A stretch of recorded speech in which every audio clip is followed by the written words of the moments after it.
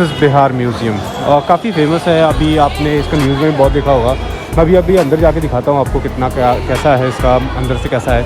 आप ये देखो, उस टाइम पे लोगों के दांत और ये जबड़े इतने बड़े होते थे एंड ये ह्यूमन खुदाई में मिला है। उस टाइम की जो सोने और चांदी की सिक्के होते थे, दमड़ियाँ होती थी जो मुद्राओं के रूप में यूज़ की जाती थी। कितना अच्छा है यहाँ पे, ये छठ पूजा की थीम पर बनाया हुआ है और बाकी सब चीज़ें जो बनाई हुई हैं वो काफ़ी मतलब आप कह लो सस्टेनेबल थिंग्स की बनाई हुई है, जैसे मिट्टी की है, जूट की है। चंद्रगुप्त मौर्य के प्रमुख सलाहकार चाणक्य ने साम्राज्य के सुचारू एवं सफल संचालन हेतु एक शास्त्र की रचना की, जिसे अर्थशास्त्र के नाम से जाना गया। ये आज भी उतना ही प्रासंगिक है। गुप्त काल में ही बिहार के प्राचीनतम एवं अब तक जीवंत मुंडेश्वरी मंदिर का भी निर्माण हुआ। या hi, good morning everyone, welcome back to my channel. You are watching Vivek Singh journey. तो अभी मैं हूँ पटना में। आपने मेरे लास्ट व्लॉग में देखा, यहाँ पे शादी हुई थी। तो ये शादी कंप्लीट हो चुकी है कल रात को। तो अभी मौसम काफ़ी अच्छा है, यहाँ का गर्म मौसम है, मतलब धूप निकली हुई है, हवा चल रही है। मैं अभी निकल चुका हूँ, मतलब मैं रेडी हो चुका हूँ। मैं जा रहा हूँ थोड़ा बिहार पटना एक्सप्लोर करने के लिए। सो मैं बिहार म्यूज़ियम जा रहा हूँ, वहाँ पे थोड़ा बहुत एक्सप्लोर करूँगा। बहुत नाम सुना है मैंने बिहार म्यूज़ियम का। इस व्लॉग में आपको बिहार म्यूज़ियम के बारे में सब चीज़ पता लगेगी कि उसके टिकट प्राइस कितनी है, उसकी टाइमिंग क्या है, किस तरीके से आप एक्सप्लोर कर सकते हो और वहाँ पे क्या कुछ है, आपको ये सारी चीज़ें जानने को मिलेगी। उसके बाद मैं फिर लगे तो गोल घर जाऊँगा एंड उसके बाद जो यहाँ पे देवी माँ का मंदिर है या फिर गुरुद्वारा साहिब है, मैं वहाँ पे भी जाऊँगा। तो stay tune with this video, आप इसको आगे तक देखिए। आपको इस व्लॉग में पूरा पटना का दर्शन मिलेंगे, तो पटना सिटी का दर्शन मिलेगा, ताकि आप कभी भी आना चाहो तो आप एक्सप्लोर कर सकते हो। तो let's go.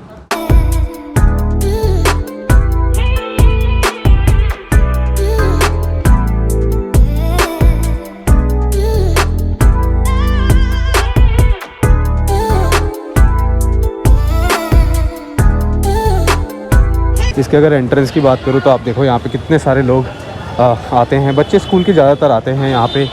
You can say उनका पूरा स्कूल टीम आता है बिहार म्यूज़ियम को घूमने के लिए।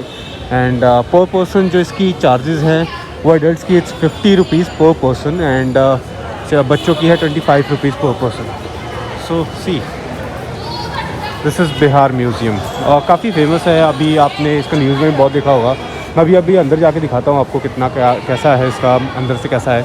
और काफ़ी अच्छा साफ़ सुथरा प्रांगण है इसका, जो कॉरिडोर एरिया है काफ़ी अच्छा है। और ये पूरा का पूरा अभी स्कूल आया है, स्कूल बच्चों के साथ वो अभी ये म्यूज़ियम घूमने के लिए। सो यहाँ से स्टार्टिंग हो जाती है। आप मेरे को ये जो 50 रुपीज़ का ये sorry it's 100 rupees, I am so sorry, 100 रुपये का एक पर्सन का है। सो आप इसको स्कैन करोगे और फिर इस तरीके से आप अंदर चले जाओगे। काफ़ी अच्छा है। मैं यहाँ पे थोड़ा एक बार एक्सप्लोर करता हूँ। बाय द वे यहाँ पे कैफेटेरिया भी है, आप घूमने आते हो, आपको भूख लगी आप यहाँ पे खा सकते हो। एंड काफ़ी अच्छा, मैं अभी तक का एक्सपीरियंस तो मेरा काफ़ी अच्छा रहा है यहाँ पे। मैं देखता हूँ इट्स अ म्यूज़ियम एरिया, यहाँ पे भी बहुत शिल्पकारी है अच्छी सी। एंड उसके बाद बाकी अंदर घूमने का है।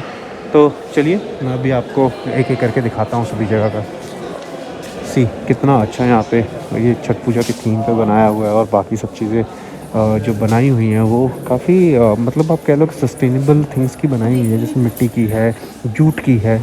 और आप यहाँ से परचेज़ भी कर सकते हो, आप यहाँ से बाय भी कर सकते हो। देखो ये लकड़ की बनी हुई है और इसका प्राइस इज़ लाइक कि 100 रुपीज़। काफ़ी अच्छे तरीके से डिज़ाइन है ये वाला एरिया। और ये देखो जो तीतर होते हैं उनके उस तरीके से बने हुए हैं। सो उनका पूरा हैबिटेंट बनाया हुआ है, उनके बच्चे, अंडे। और ये आम के पत्ते गिरे हुए हैं, यहाँ पे आम का पेड़ है, आम के उस पर।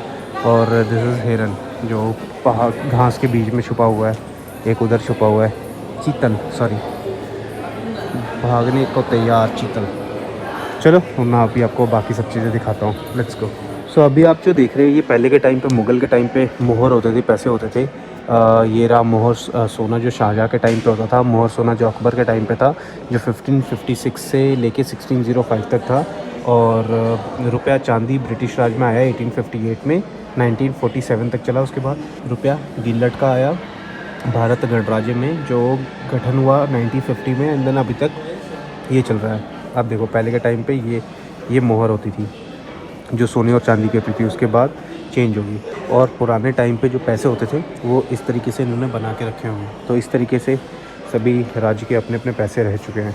और यहाँ पे भी शायद ये मधुबनी पेंटिंग के तरफ आ गए हम। यहाँ पे मधुबनी पेंटिंग जिस तरीके से बनाई जाती है मिथिलांचल में, ये उसकी एक झलक है। ये देखो, सो ये उसकी एक झलक है जो डिस्प्ले पे बनाई हुई है।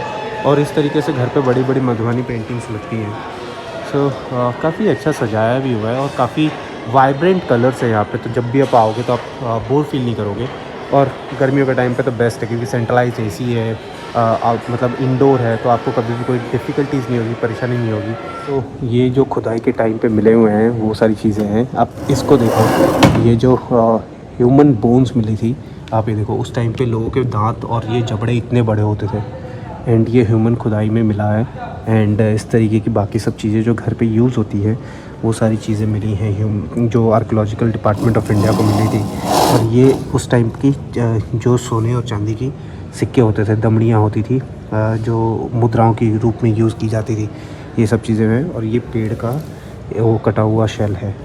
सो इस तरीके से पूरा का पूरा पाषाण युग इन्होंने बनाया हुआ, मतलब पहले के टाइम की सभ्यताएं पूरी दिखाई हुई हैं, किस तरीके से लोग खुदाई करते थे और उनको क्या कुछ चीज़ें मिलती थी। आर्कियोलॉजिकल डिपार्टमेंट ने यहाँ पे प्रिजर्व की हुई हैं और वो किस तरीके से खुदाई के लिए जाते थे, ये देखिए। और ये उनके पूरा कैंप एरिया होता था, जैसे वो कैंप में यूज़ करते थे। एंड ये सारी चीज़ें उनको काम आती थी उनके वॉकिंग के लिए। ये ब्रश है और बाकी सब चीज़ें हैं। सो काफ़ी अच्छा ये संग्रहालय बना हुआ है बिहार म्यूज़ियम का। So it's a time line जिस तरीके से बिहार म्यूज़ियम को बनाया गया और बाकी सब चीज़ें हैं, आपको ये देखने में बहुत अच्छा लगेगा। तो काफ़ी ज़्यादा अच्छे तरीके से ये सब चीज़ें बनाई हुई हैं और बहुत अच्छे तरीके से रखी हुई है। मतलब मैं अभी फ़र्स्ट टाइम आया तो मैंने ज़्यादा R&D की नहीं, बट यहाँ पे सही में घूमने वाली जगह है। आप जब भी आओगे तो ऐसे एंजॉय करोगे। सो अभी मैं एक हॉल में जा रहा हूँ जिस हॉल में एक प्रॉपर प्रोजेक्टर पे मूवी चलती है जिसमें वो पूरा का पूरा बिहार म्यूज़ियम के बारे में बताएगा। So let's go. मैं भी आपको थिएटर के अंदर जाता हूँ। महान आध्यात्मिक गुरु के रूप में गौतम बुद्ध, जिन्होंने बौद्ध धर्म की नींव रखी, इनके समकालीन महावीर को जैन धर्म का 24वां और आखिरी तीर्थंकर माना जाता है। भगवान महावीर ने यही जैन धर्म के सिद्धांतों के उपदेश दिए। गौतम बुद्ध और महावीर के उपदेशों ने आगे चलकर भारत और विश्व की सामाजिक एवं धार्मिक व्यवस्था पर एक गहरी छाप छोड़ी। इसी दौरान मगध एक प्रभावशाली राजनीतिक क्षेत्र के रूप में उभर आया तथा चंद्रगुप्त मौर्य द्वारा स्थापित शक्तिशाली मौर्य साम्राज्य का केंद्र बना। चंद्रगुप्त मौर्य के प्रमुख सलाहकार चाणक्य ने साम्राज्य के सुचारू एवं सफल संचालन हेतु एक शास्त्र की रचना की जिसे अर्थशास्त्र के नाम से जाना गया। ये आज भी उतना ही प्रासंगिक है। सुव्यवस्थित मौर्य शासन तथा संरक्षण में विविध कलाओं का विकास हुआ जिसमें टेराकोटा शिल्प भी है। इस कला का उल्लेख संस्कृत नागरिक मृच्छ कलिकम यानी मिट्टी की छोटी गाड़ी में मिलता है।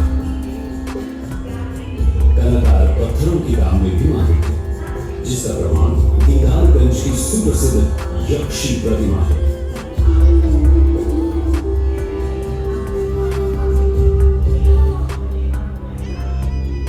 वर्तमान पटना के कुम्हार नामक स्थल पर खुदाई के क्रम में एक 80 स्तंभों वाला सभागार प्रकाश में आया है।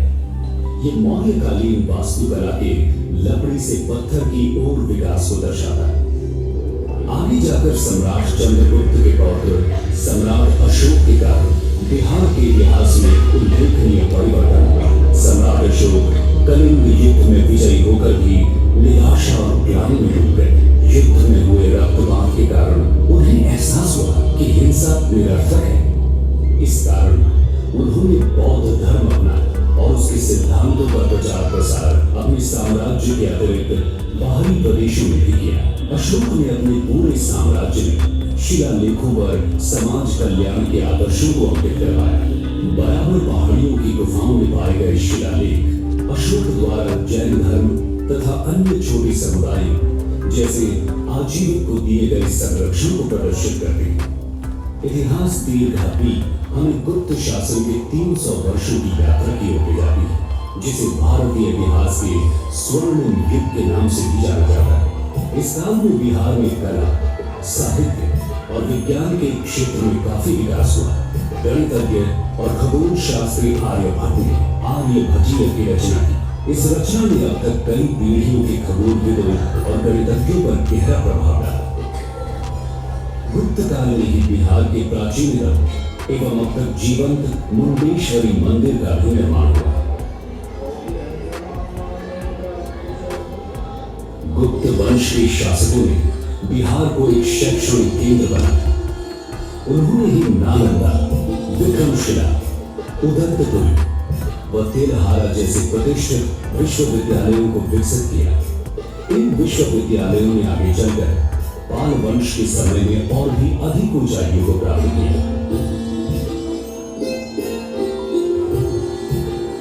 संग्रहालय में रखी पाल कालीन, बौद्ध व हिंदू मूर्तियां इस समय के कलाकारों की कलात्मक दक्षता एवं अभिव्यक्ति की सक्षमता को दर्शाती है। इनका विकास पाल वंश के 400 वर्षों की शासनावधि व संरक्षण के दौरान हुआ। पूर्व मध्यकाल एक तरह से सत्ता परिवर्तन का काल रहा। इतिहास दीर्घासी ये दर्शाती है कि किस तरह बिहार ने इस अशांत समय में भी अपनी सामरिक नीति की महत्ता को बनाए रखा। 16वीं शताब्दी में शेर शाह सूरी ने अपने अधीनस्थ क्षेत्रों पर सुव्यवस्थित प्रशासन चलाया। अपने 5 वर्ष के संक्षिप्त शासनकाल के दौरान विभिन्न व्यापार मार्गों को जोड़कर शेर शाह सूरी ने सड़क-ए-आज़म बनाई, जिसे आज ग्रैंड ट्रंक रोड कहा जाता है। शेर शाह सूरी ने ही उस समय रुपया नामक मुद्रा का प्रचलन शुरू किया, जो वर्तमान मुद्रा रुपया का पूर्व रूप था। शेर शाह सूरी द्वारा सासाराम में बनवाया शानदार मकबरा उनकी चिरस्थायी विरासत की गवाही देता है। ये शेरशाह सूरी के टाइम पे जो बंदूक वहाँ पे यूज़ होती थी, ये वो है और अभी तक प्रिजर्व करके रखी हुई हैं। और बाकी जो यहाँ पे आप देखो बिहार, इमेज ऑफ बिहार, तो ये पूरा का पूरा जो तलवार और ढाल यूज़ की जाती थी शेरशाह सूरी के एंड से, वो सारी चीज़ें हैं। और उधर वो कटार है जो ये देखो आप, मुग़ल आर्म्स जो मुग़ल बादशाह यूज़ करते थे, ये पूरा का पूरा आर्म्स सेक्टर उनका, बाकी कटार्स एंड ऑल। सो ये सब चीज़ें हैं। सो ये पूरा का पूरा कटार सेक्शन है उनका। और ये जो भी उनकी शिल्प लिखी है ये पूरी वो है। सो मुग़ल फैमिलीज़ का पूरा मतलब यहाँ पे मुग़ल राज भी रहा है, तो मुग़ल राज का भी आपको चित्र यहाँ पे देखने को मिलेगा बिहार पे। सो यार चलिए अब यहाँ से जाने का टाइम आ चुका है। तो अभी तक आपने जितना भी अंदर का ग्लिम्स देखा है वो बहुत ही अच्छा लगा मुझे भी। आप कभी बिहार आओ, पटना आओ, तो आपको मैं सजेस्ट करूँगा कि आप यहाँ पे आके बिहार म्यूज़ियम को एक्सप्लोर करो। यहाँ पे अगर आप थोड़े यू कैन से डिसेबल भी हो या कुछ और बैक पेन है, तो आपको ये जो व्हील चेयर असिस्टेंस है वो बिल्कुल फ्री ऑफ कॉस्ट मिलती है। सो आप वो ले सकते हो। आप अपनी सिर्फ आइडेंटिटी प्रूफ यहाँ पे सबमिट करोगे और आप व्हील चेयर असिस्टेंस ले सकते हो, which is free of cost. तो चलिए अब यहाँ से जाने का टाइम आ चुका है। देखो कितना अच्छा यहाँ पे इन्होंने बनाया हुआ है बिहार म्यूज़ियम। सो मेरे बिहार दर्शन में, पटना दर्शन में, यहाँ पे इस ब्लॉग की समाप्ति हो रही है पटना साहिब में। तो मैं यहाँ पे आया हूँ, आप देखो कितना अच्छा गुरुद्वारा है। सो ये श्री गुरु गोविंद सिंह जी का जन्म स्थान है पटना साहिब। आप देखो कितना अच्छा गुरुद्वारा है ये, और कितना ज़्यादा यहाँ पे रश रहता है। अभी शाम का टाइम हो चुका है। मैं अपने पटना के अगर मैं ट्रिप की बात करूँ, ये बहुत अच्छा एक मतलब आप कह लो एक दर्शन का एरिया है। यहाँ पे बहुत सारे लोग आते हैं। बिहार में बहुत ही ज़्यादा लोग बिहार के पटना साहिब आते हैं हर दिन।